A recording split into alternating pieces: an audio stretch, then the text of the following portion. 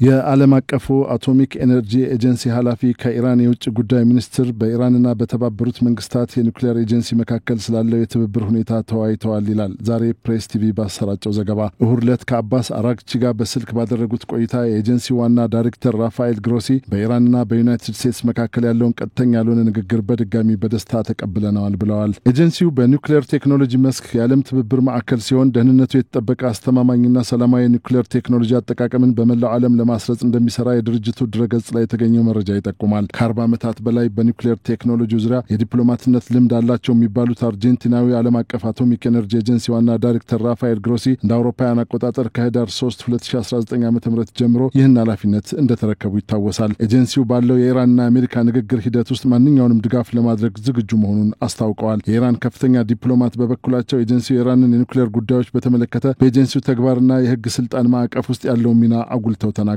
ኢራን ህጋዊ ያልሆኑ የኒውክሌር መስፋፋት ኃላፊነት የሚሰማው አባል እንደመሆኗ ህጋዊና ዓለም አቀፋዊ ግዴታዎችን በመወጣት ከኤጀንሲው ጋር ትብብሯን ትቀጥላለች ብለዋል አራግቺ። በኤጀንሲው ቴክኒካልና ሙያዊ ጉዳዮች የተገናኙ ሁሉም ያልተፈቱ ነጥቦች በተቻለ ፍጥነት እንደሚፈቱ ያላቸውን እምነትም ገልጸዋል። አራግቺ በኢራንና በዩናይትድ ስቴትስ መካከል እየተደረጉ ባሉ ንግግሮች ላይ ስለደረሱበትና ስላሉበት ሁኔታ ለግሮሲ ገለጻ አድርገዋል። ቴህራንና ዋሽንግተን ሲጠበቅ የነበረውን በኦማን መንግስት ሸምጋይነት ሶስተኛ ዙር ቀጥተኛ ያልሆነ ድርድርም አድርገዋል። ከሁለቱም ሀገራት የተውጣጡ ባለሙያዎችን ያሳተፈ የኢራንና ዩናይትድ ስቴትስ የቴክኒክ ድርድር በኦማን ዋና ከተማ ሙስካት የተደረገ ሲሆን ዋና ዓላማው በቴህራን የሲቪል ኢንጂነሪንግ መርሃ ግብር ላይ ሊፈጠር የሚችለውን ስምምነት ለመወያየት የሚያስችል ማዕቀፍ ለማዘጋጀት ነው። የአሜሪካ የውጭ ጉዳይ ሚኒስትር የፖሊሲ እቅድ ኃላፊ ሚካኤል አንቶኒ የዋሽንግተን ኤክስፐርት ደረጃ ልኡካንን እየመሩ ሲሆን የኢራን ምክትል የውጭ ጉዳይ ሚኒስትሮች ካዜም ጋሪባባዲና ማጂድ ታክት ኢራቫንቺ ቴህራንን ይመራሉ። እንደ ሪፖርቶቹ ከሆነ ቴክኒካዊ ድርድሮቹ በከፍተኛ ደረጃ ለሚደረጉ ንግግሮች መሰረት እንደሚሆኑ ተነግሯል። በኢራንና በአሜሪካ መካከል ያለፈው ቀጥተኛ ያልሆነ ውይይት በሚያዝያ ወር ለሁለተኛ ጊዜ